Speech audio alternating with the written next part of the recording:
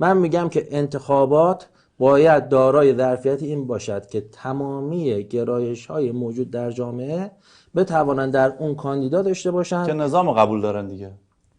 ببین جمهوری اسلامی رو قبول دارن. ببین اصلا بحث همینه. نظام یعنی چی؟ نظام یعنی در یک جمهوری، اونم جمهوری اسلامی برآمد از اون انقلاب مردمی، یعنی اون چیزی که مردم میخوان نظامه.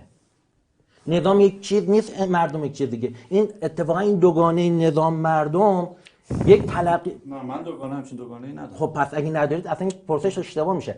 من میگم که نظام در یک نظام جمهوری، نظام یعنی مردم، مردم یعنی نظام.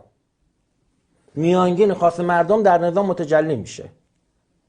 وقتی که ما میگیم جمهوری اسلامی، این اسلام قیدی بر اون جمهور نیست، صفت اون جمهوره. چون مردم اکثریت مسلمان هستن، صفتی میشود بر اون جمهوری.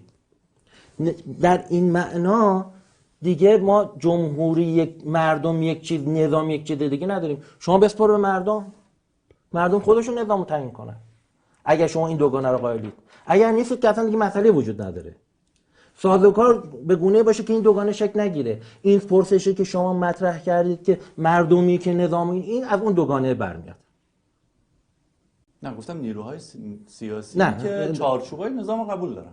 ببینید اینا شما نظام چارچوب نظام جمهوری بایستی توسط مردم تعیین بشود. قانون اساسی هم باید بله قانون میگذارن. این قانون هم باز توسط خود مردم باید قابلیت تغییر اصلاح داشته باشه. یعنی مردم احساس نکنن که ساختاری است در مقابل خواست اونها، بلکه ساختاری هستش برای پیاده سازی خواست اونها.